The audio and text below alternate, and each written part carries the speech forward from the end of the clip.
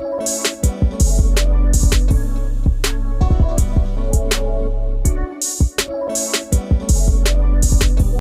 के सीरीज में हम constitutional right and liabilities means संवैधानिक विधि का जो वीडियो देखने वाले हैं। यह आपका जो है LLB सेकेंड सेमेस्टर जो होता है मीन्स उसमें यह एक सब्जेक्ट है और BLLB का भी यह एक सब्जेक्ट है, ठीक है। और यह वीडियो आपके वो सभी एग्जाम के लिए इम्पॉर्टेंट है जिसमें आपका जो है कॉन्स्टिट्यूशनल सब्जेक्ट पूछा जाता है, ठीक है। तो यह वीडियो काफ़ी ज़्यादा इम्पॉर्टेंट होने वाला है आपके लिए, चाहे वह LLB हो चाहे BLLB हो, चाहे कंपटीशन के एग्ज़ाम के दृष्टि से देखा जाए, ठीक है। तो इस वीडियो में अगर जो देखा जाए तो हम लोग पहले जो है यूनिट 1 आपका मूल अधिकार परिचय, यूनिट 2 मूल अधिकार, यूनिट 3 DPSP, यूनिट 4 मूल कर्तव्य और यूनिट 6 आपका संविधान संशोधन पहले पढ़ चुके हैं। अगर जो आप लोगों ने यह वीडियो नहीं देखे होंगे तो ठीक है, तो हम लिंक डिस्क्रिप्शन में डाल देंगे, आप वह वीडियो देख लीजिएगा। आज के वीडियो में हम आपको संघ न्यायपालिका मीन्स सुप्रीम कोर्ट के बारे में बात करेंगे, ठीक है। आपके सुप्रीम कोर्ट में क्या क्या चीज़ें हैं, कैसे कैसे हैं, ठीक है, उन सारी चीज़ों के बारे में बात करेंगे, ठीक है। तो सुप्रीम कोर्ट का सबसे पहले देखा जाए उसका सिलेबस क्या है, क्या क्या हम सुप्रीम कोर्ट में पढ़ेंगे। तो सुप्रीम कोर्ट में हम सबसे पहले पढ़ेंगे कि इसका संरचना कैसी है और इसकी नियुक्ति कैसे होती है, ठीक है।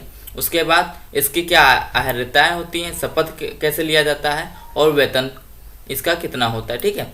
उसके बाद इसका कार्यकाल और निष्कासन, उसका क्या, सुप्रीम कोर्ट के जो जज होते हैं उसका कार्यकाल क्या होता है, उनको कैसे निकाला जा सकता है, ठीक है। उसके बाद स्थान और प्रक्रिया मीन्स सुप्रीम कोर्ट केवल दिल्ली में ही हो सकती है या फिर कहीं अदर जगह पर, यह भी देखेंगे, ठीक है।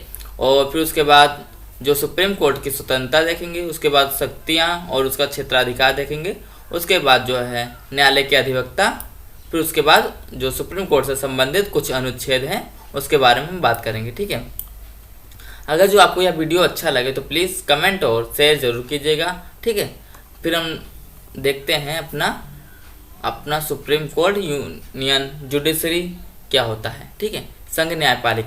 संघ न्यायपालिका की बात करें तो सबसे पहले यह जो है अमेरिका का संविधान होता है उसके विपरीत भारतीय संविधान में एकीकृत न्याय व्यवस्था की स्थापना की गई है, ठीक है। इसके विपरीत क्या क्या मतलब है, जैसे अमेरिका है, अमेरिका में वहाँ पे 2 कोर्ट हैं। 2 कोर्ट क्या मतलब, जैसे वो अमेरिका जो है, अमेरिका आप लोग जानते हैं कि सारे स्टेट का मिलकर एक कम्बिनेशन है, मीन्स वहाँ पे 50 स्टेट हैं जिनको मिलाकर अमेरिका बना हुआ, ठीक है। तो वहाँ पर दोहरी नागरिकता भी चलती है। दोहरी नागरिकता क्या मीन्स, एक केंद्र के लिए नागरिकता जो होती है जो पूरे अमेरिका के लिए होती है और दूसरी नागरिकता उस प्रदेश के लिए होती है। जैसे अपने यहाँ देखा जाए तो 28 प्रदेश हैं, तो 28 प्रदेश, उसके बाद 8 केंद्र शासित प्रदेश, ठीक है। तो कुल मिला के जो है 36 अपने यहाँ प्रदेश हैं, लेकिन 36 प्रदेश में देखा जाए ना तो 36 प्रदेश में आपको एक ही नागरिकता दी गई है। एक नागरिकता दी गई मतलब आप इंडिया के हो, आपके पास एक ही वोटर ID कार्ड है, ठीक है। लेकिन ऐसा अमेरिका में नहीं होता। अमेरिका में एक जो है आपको देश की नागरिकता दी जाती है और एक आपको प्रदेश की, ठीक है। तो वहाँ पे जो है अमेरिका की तरह, तो जैसे यहाँ पे नागरिकता की बात की जाए ऐसे ही अमेरिका में जो है वहाँ पे एक जो है केंद्र के लिए जो है कोर्ट होता है और एक राज्य के लिए कोर्ट होता है, ठीक है।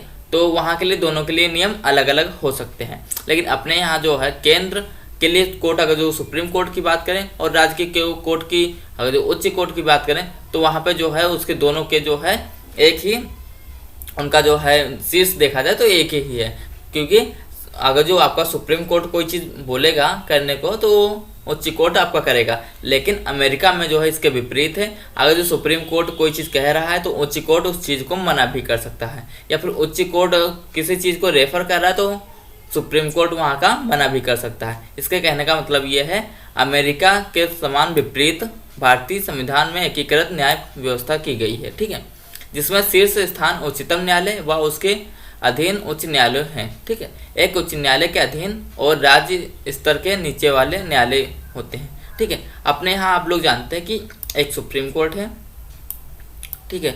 उसके बाद क्या है, उसके बाद हाई कोर्ट होते हैं, उसके बाद जो है डिस्ट्रिक्ट कोर्ट होते हैं, ठीक है। आप जो है कहीं कहीं पर जो है हाई कोर्ट की बात की जाए तो जैसे उत्तर प्रदेश में देखा जाए तो उत्तर प्रदेश में हाई कोर्ट इलाहाबाद में है, लेकिन उसी का एक ब्रांच लखनऊ में ओपन है। ठीक है, और कहीं कहीं पर ऐसा भी होता है, जैसे चंडीगढ़ और पंजाब की बात की जाए तो उन लोगों के लिए एक ही कोर्ट बनाया गया है। ठीक है, तो एक प्रदेश के लिए एक कोर्ट या फिर उससे ज़्यादा जो है कोर्ट बनाया जा सकते हैं, या फिर जो है 2 या 2 से अधिक प्रदेशों के लिए एक कोर्ट की भी स्थापना की जा सकती है। ठीक है, अगला आपका जो पॉइंट है, इसकी संरचना और नियुक्ति कैसी होती है। तो जो वहाँ पे जो न्यायाधीश होते हैं उसकी संरचना और नियुक्ति क्या है। ठीक है, तो जो प्रेजेंट टाइम की बात कर जाए तो सुप्रीम कोर्ट में 34 न्यायाधीश हैं। ठीक है, 34 न्यायाधीश, एक मुख्य न्यायाधीश आपका होता है। ठीक है, और 33 आपके अन्य न्यायाधीश होते हैं।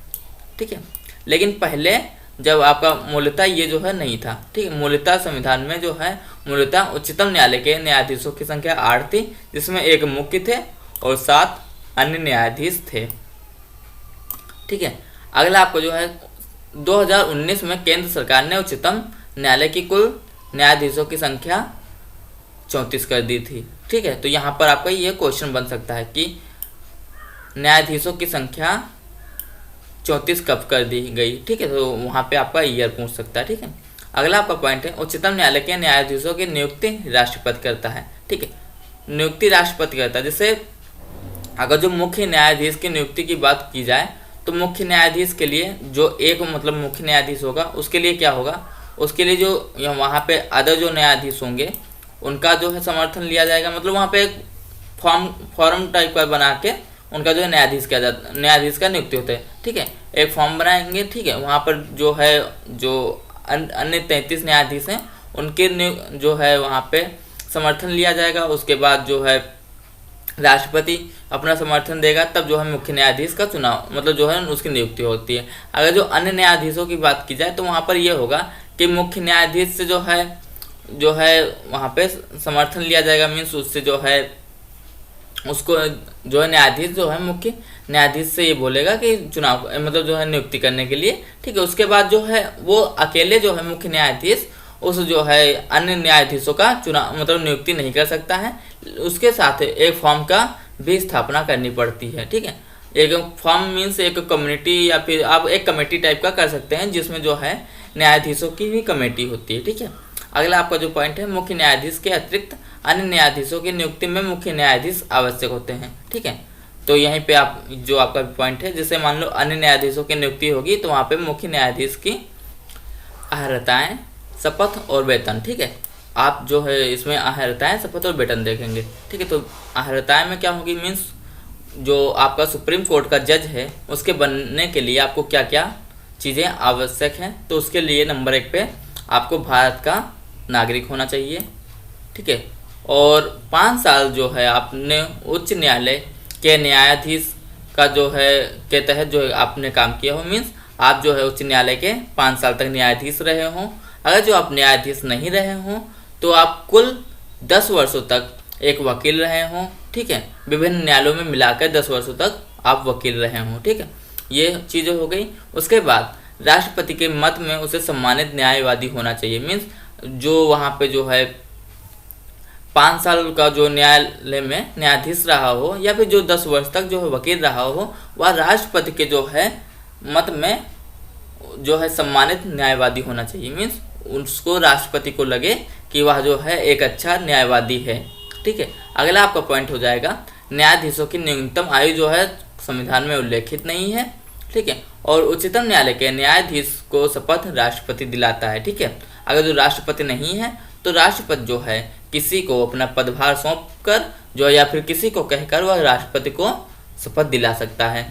ठीक है, अगला पॉइंट आपका, उच्चतम न्यायालय के न्यायाधीशों को वेतन, भत्ते, विशेषाधिकार, अवकाश और पेंशन जो है संसद द्वारा बढ़ाया जाता है। ठीक है, संसद द्वारा बढ़ाया जाता है। ठीक है, और इनका जो वेतन वगैरह है वह भारत की संचित निधि से दिया जाता है। संचित निधि का मतलब ये होता है कि वहाँ पर जो है उन लोगों के भत्ते को संसद कम नहीं कर सकता है लेकिन बढ़ा सकता है। ठीक है, वित्तीय आपातकाल के दौरान इनको कम किया जा सकता है। मीन्स वेतन को कम किया जा सकता है। ठीक है, लेकिन केवल वित्तीय आपातकाल के दौरान। ठीक है, अगला आपका पॉइंट, सेवानिवृत्त मुख्य न्यायाधीश एवं अन्य न्यायाधीशों को पेंशन उनके अंतिम माह के 50% निर्धारित है। मीन्स मान लीजिए कोई जो है दिसंबर 2021 में जो है सेवानिवृत्त हो रहा है न्यायाधीश, ठीक है, और दिसंबर 2021 में उसकी पेंशन 80, मान लीजिए उसका जो सैलरी 80,000 है, तो उसकी पेंशन उसको 50% मीन्स केवल 40,000 ही दी जाएगी। अंतिम माह को जो है देखकर उसको सैलरी मतलब जो है वेतन दिया जाता है,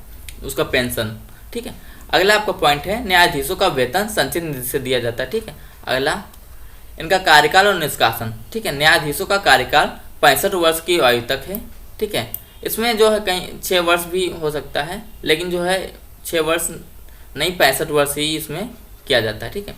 अगला आपका वह राष्ट्रपति को लिखित त्यागपत्र दे सकता है और संसद की सिफारिश पर राष्ट्रपति द्वारा उसे पद से हटाया जा सकता है, ठीक है। लेकिन संसद की सिफारिश पर उसे पद से हटाया जा सकता है, लेकिन इतना आसान नहीं होता है, ठीक है। उसके ऊपर पहले महाभियोग लगाना होगा, तब वो संसद वगैरह जो है पहले संसद महाभियोग चलाती है, फिर उसके बाद राष्ट्रपति उसको हटाएगा, ठीक है। और उसके बाद न्यायाधीश को हटाने का आदेश संसद के दोनों सदनों के विशेष बहुमत को समर्थन प्राप्त होना चाहिए। उसे हटाने का आधार उसका दुर्व्यवहार या सिद्धि कदाचार होना चाहिए, ठीक है। न्यायाधीश को हटाने के संबंध में महाभियोग की प्रक्रिया का उपबंध करता है। अभी तक भारत में कोई भी न्यायाधीश पर महाभियोग नहीं लगाया गया है, ठीक है। अगला आपका पॉइंट स्थान और प्रक्रिया। जैसे सुप्रीम कोर्ट आप लोग जानते हैं कि दिल्ली में है, तो बहुत सी दिमाग में बातें उठती हैं कि क्या हमारा सुप्रीम कोर्ट दिल्ली में ही रह सकता है या फिर अदर जगह भी जा सकता है, ठीक है। तो इसके लिए यह जो है स्थान और प्रक्रिया, जैसे संविधान ने उच्चतम न्यायालय का स्थान दिल्ली घोषित किया है, लेकिन मुख्य न्यायाधीश को यह अधिकार है कि उच्चतम न्यायालय को स्थान कहीं भी निर्धारित करें। लेकिन स्थान निर्धारित करने के लिए राष्ट्रपति या मुख्य न्यायाधीश को कोई भी आदेश नहीं दे सकता, ठीक है। उच्च न्यायालय का जो मुख्य न्यायाधीश होता है वो चाहे तो अपना जो है उच्चतम न्यायालय कहीं पर भी स्थापित कर सकता है, ठीक है। उच्चतम न्यायालय राष्ट्रपति को मंजूरी के बाद राष्ट्रीय न्यायालय की प्रक्रिया और संचालन हेतु नियम बना सकती है, ठीक है। फैसले खुले न्यायालय द्वारा जारी किए जाते हैं, सभी निर्णय बहुमत से लिए जाते हैं, ठीक है। अगला आपका पॉइंट, ठीक है। तो उच्चतम न्यायालय की स्वतंत्रता क्या होगा? यह संघीय न्यायालय याचिका के लिए सर्वोच्च न्यायालय नागरिकों के मूल अधिकारों का गारंटर और संविधान का अभिभावक है। यह आप लोग जो है यूनिट फर्स्ट में देखे थे, ठीक है। यह जो है उच्चतम न्यायालय मतलब मूल अधिकारों का गारंटर होता है। संविधान में उच्चतम न्यायालय का स्वतंत्रता और निष्पक्ष कार्यकरण सुनिश्चित करने के लिए निम्न उपबंध किए गए हैं, ठीक है। तो उच्चतम न्यायालय का जो न्यायाधीश होते हैं वो चाहे तो अपनी नियुक्ति का तरीका उनका जो होता है, जो वहाँ पे कार्य करते हैं उनकी नियुक्ति का तरीका भिन्न होता है, ठीक है। नियुक्ति का तरीका मतलब जो वहाँ पे न्यायाधीश होते हैं उनके नियुक्ति का तरीका भिन्न होता है। कार्यकाल की उनको सुरक्षा दी जाती है, ठीक है। और निश्चित सेवा शर्तें होती हैं। संचित निधि से उनका वेतन होता है, मीन्स संसद उनका वेतन कम नहीं कर सकता। न्यायाधीशों के आचरण पर बहस नहीं हो सकती, ठीक है। न्यायाधीश के जो है कोर्ट में वो कैसे भी फैसला सुनाए, ऐसा जो है कभी भी संसद में बहस नहीं होगी, ठीक है।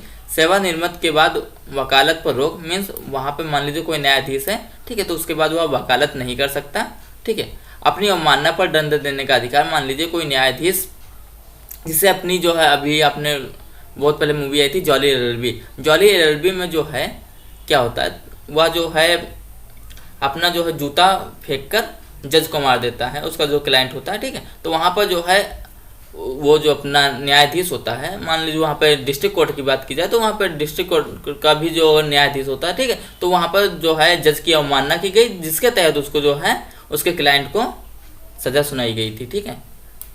अगला आपका पॉइंट, अपना स्टाफ नियुक्त करने के स्वतंत्र, मीन्स आपका जो है वह जज जो होते हैं अपना स्टाफ स्वयं जो है नियुक्त करने की स्वतंत्रता उनके पास होती है, ठीक है। अगला यहाँ पे पॉइंट, इसके न्यायाधीश में कटौती नहीं की जा सकती, मीन्स ऐसा नहीं है कि सुप्रीम कोर्ट या फिर हाई कोर्ट या फिर जो है डिस्ट्रिक्ट कोर्ट के जो है कोई भी कोर्ट हो तो उनके न्यायाधीशों में कटौती नहीं की जा सकती, ठीक है। और कार्यपालिका से पृथक, ये कार्यपालिका और न्यायपालिका दोनों अलग अलग होते हैं। इसमें कार्यपालिका जो है कभी भी अपनी टांग नहीं अड़ाता, ठीक है। अगला पॉइंट, उच्चतम न्यायालय की शक्तियां एवं क्षेत्राधिकार।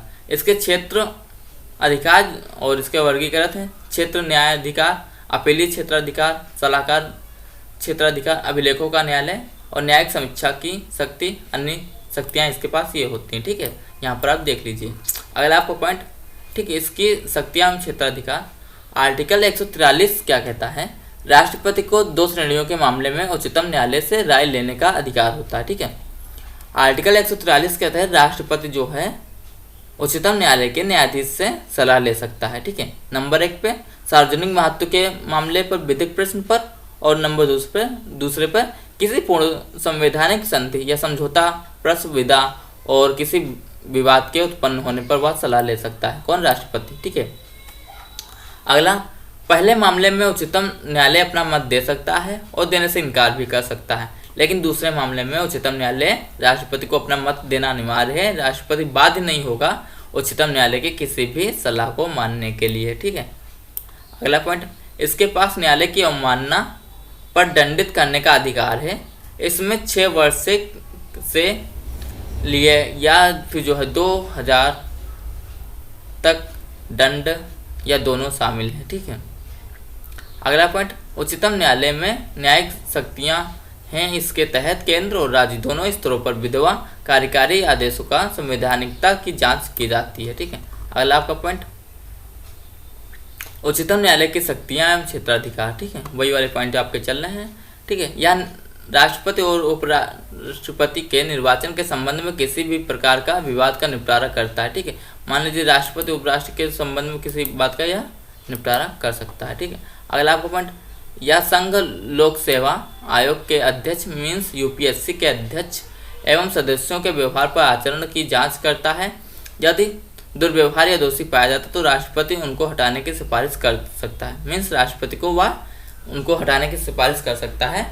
वह उच्चतम न्यायालय द्वारा दी गई सलाह को राष्ट्रपति के बाद भी होगा। ठीक है, राष्ट्रपति के लिए बाध्य होगा। ठीक है, अगला आपका पॉइंट, अपने स्वयं के फैसले की समीक्षा करने की शक्ति है। इसे मीन्स स्वयं के फैसले की समीक्षा, इसे अभी सुप्रीम कोर्ट या फिर अदर कोर्ट जो है कोई भी फैसला सुनाता है। ठीक है, उसके बाद जो है मान लीजिए वह 10 साल बाद अपना फैसला जो है उस टाइम के लिए, मान लीजिए सबसे पहले बात की जाए तो गोलकनाथ कांड में देखा जाए तो उसमें वहाँ पे जो है उसने संविधान को लेकर फैसले सुनाए थे। उसके बाद वही जो है सुप्रीम कोर्ट अपना जो है फैसला बदल देता है। ठीक है, तो यहाँ पर जो है वो अपने पूर्ण अडिग रहने के लिए बाध्य नहीं होगा। ठीक है, केंद्र व राज्यों के बीच वर्णित प्रकृति वाला साधारण विवाद। ठीक है, अगला आपका, केंद्र व खिलाफ राज्य के किसी नुकसान की भरपाई के लिए जो है यह उसमें सुलहनामा करवा सकता है। उच्च न्यायालय में लंबित पड़े मामलों या मंगवा सकता है या उनका निपटारा करवा सकता है। अपील को एक उच्च न्यायालय से दूसरे न्यायालय में स्थानांतरित कर सकता है। इसकी विधियाँ भारत के सभी न्यायालयों के लिए बाध्य होंगी। ठीक है, और इसे न्याय अधीक्षक की शक्ति है और इसका देश के सभी न्यायालयों पर पंचायतों के क्रियाकलापों पर नियंत्रण है। ठीक है, अगला आपका पॉइंट, केंद्र व एक या अधिक राज्यों के बीच का मामला हो तो यह निपटारा करवा सकता है। ठीक है, और केंद्र और कई राज्य के बीच का निपटारा हो तो यह भी करवा सकता है। या बंदी प्रत्यक्षीकरण परमादेश उत्प्रेक्षण परिषद जारी करता है। ठीक है, मूल अधिकारों की रक्षा के लिए। उच्चतम न्यायालय निचली अदालतों के फैसले के खिलाफ सुनवाई करता है। ठीक है, संवैधानिक मामले और इसके मामले क्या क्या होते हैं? ये मामले संवैधानिक मामले, अपीली मामले और आपराधिक मामले विशेष अनुमति द्वारा अपील भी हो सकती है। ठीक है, अगला आपका पॉइंट, 2 राज्यों के बीच का क्षेत्राधिकार जो है सुप्रीम कोर्ट डिसाइड कर सकता है। अंतर्राज्यीय जल विवाद को भी डिसाइड कर सकता है। वित्त आयोग के संदर्भ वाले मामले भी डिसाइड कर सकता है। ठीक है, और केंद्र और राज्य के बीच पेंशन का समझौता भी यह कर सकता है। ठीक है, अगला आपका पॉइंट, उच्चतम न्यायालय के जो अधिवक्ता होते हैं वो कैसे होते हैं, क्या होते हैं, उसके बारे में बात करते हैं। ठीक है, तो उच्चतम न्यायालय के जो आपके अधिवक्ता होते हैं उसके बारे में बात करते हैं। तो नंबर 1 पे, न्यायालय ऐसे किसी भी अधिवक्ता को जो उसकी नज़र में ख्यात विधिवक्ता को कानूनी मामलों में पारंगत हो, संविधान का विशेष ज्ञान हो और बार की सदस्यता प्राप्त हो, उसकी सहमत से वरिष्ठ अधिवक्ता नियुक्त कर सकता है। ठीक है, उच्चतम न्यायालय जो है वरिष्ठ अधिवक्ता जो है नियुक्त करता है। ठीक है, अगला आपका पॉइंट, वरिष्ठ अधिवक्ता ऑन रिकॉर्ड के बिना बहस में उपस्थित नहीं हो सकता। ठीक है, ऐसा अधिवक्ता किसी अधीनस्थ न्यायालय या न्यायाधिकरण में बिना किसी कनिष्ठ के पेश नहीं हो सकता। मीन्स आपका जो वरिष्ठ अधिवक्ता होगा वह किसी जो निचली न्यायालयों में अपने कनिष्ठ मीन्स उसके जो क्या कनिष्ठ को अपने कनिष्ठ के साथ जो है पेश होगा, अपने बिना कनिष्ठ के साथ पेश नहीं हो सकता। ठीक है, अगला आपका पॉइंट, एडवोकेट ऑन रिकॉर्ड केवल इस प्रकार के अधिवक्ता ही उच्चतम न्यायालय के समक्ष किसी प्रकार के रिकॉर्ड पेश कर सकते हैं एवं अपील फाइल कर सकते हैं। ठीक है, एडवोकेट ऑन रिकॉर्ड होने चाहिए। ठीक है, जो एडवोकेट ऑन रिकॉर्ड हैं वो सुप्रीम कोर्ट में ही केवल फाइल अपील कर सकते हैं। मीन्स वही जो अधिवक्ता केवल सुप्रीम कोर्ट में फाइल अपील कर सकते हैं। ठीक है, अन्य अधिवक्ता, यह अधिवक्ता होते हैं जिनका नाम अधिवक्ता अधिनियम 1961 के अंतर्गत किसी राज्य बार काउंसिल में दर्ज होता है या किसी पार्टी की ओर से उच्चतम न्यायालय के समक्ष पेश हो सकते हैं और बहस कर सकते हैं, लेकिन इन्हें उच्चतम न्यायालय में कोई दस्तावेज या मामला पेश करने का अधिकार नहीं होता। ठीक है, उच्चतम न्यायालय के मतलब कुछ यहाँ पे अनुच्छेद दिए गए हैं इंपॉर्टेंट, जैसे आर्टिकल 124 उच्चतम न्यायालय की स्थापना और गठन को दर्शाता है। आर्टिकल 125 न्यायाधीशों के वेतन को बताता है। आर्टिकल 126 कार्यकारी मुख्य न्यायाधीश की नियुक्ति को बताता है। आर्टिकल 127 तदर्थ न्यायाधीश को बताता है। आर्टिकल 130 उच्चतम न्यायालय का स्थान को व्याख्या करता है। आर्टिकल 123 उच्च न्यायालय में सिविल विषयों में संबंधित है। आर्टिकल 134 जो है उच्चतम न्यायालय में अपील के लिए प्रमाण पत्र। आर्टिकल 136 अपील के लिए उच्चतम न्यायालय के विशेष इजाज़त। ठीक है, आर्टिकल 138 उच्चतम न्यायालय के अधिकारिता की वृद्धि होती है। और आर्टिकल 143 जो है राष्ट्रपति परामर्श की शक्ति होती है। और आर्टिकल 145 न्यायालय के नियम होते हैं। ठीक है, तो आपका जो है संवैधानिक विधि का जो पेपर से फर्स्ट है आपका वह यहीं पे एंड होता है। ठीक है, तो संवैधानिक विधि का आपका पेपर यहीं पे एंड होता है। मीन्स आपका unit 1, unit 2, unit 3, unit 4, unit 5, unit 6 आपके 6 यूनिट हो गई। ठीक है, आपकी सारी यूनिट यहाँ पे जब कंप्लीट हो जा रही हैं, ठीक है, तो आपका एक चीज़ बची, क्योंकि आप लोग जानते हैं कि एग्ज़ाम आपके MCQ बेस होने वाले हैं। ठीक है, अब जब MCQ बेस एग्जाम होंगे तो आप थ्योरी से तो वो कर नहीं सकते। हाँ, थ्योरी से आप पढ़ तो जरूर सकते हैं। ठीक है, तो अब हम आपके लिए MCQ क्वेश्चन लेके आएंगे। ठीक है, MCQ क्वेश्चन लेके आएंगे, उसका क्या मतलब है, जैसे आपको अलग अलग यूनिट अलग अलग तरीके से अलग अलग थ्योरी टाइप की वीडियो दी गई है। ठीक है, अब इसी तरह से आपके MCQ क्वेश्चन जो हैं वो अलग अलग ना लाकर सब एक में क्वेश्चन है लेके आएंगे। जैसे 300-400 क्वेश्चन आपके लिए ले आएंगे। ठीक है, 300-400 क्वेश्चन, 500 बहुत होते हैं क्वेश्चन। ठीक है, आप लोग थ्योरी भी पढ़े हैं तो यहाँ से भी आप क्वेश्चन बना सकते हैं। ठीक है, अब आप इसके बाद बताइए कि आपको थ्योरी क्लास चाहिए या फिर MCQ क्वेश्चन चाहिए। ठीक है, आप कमेंट में बताइएगा।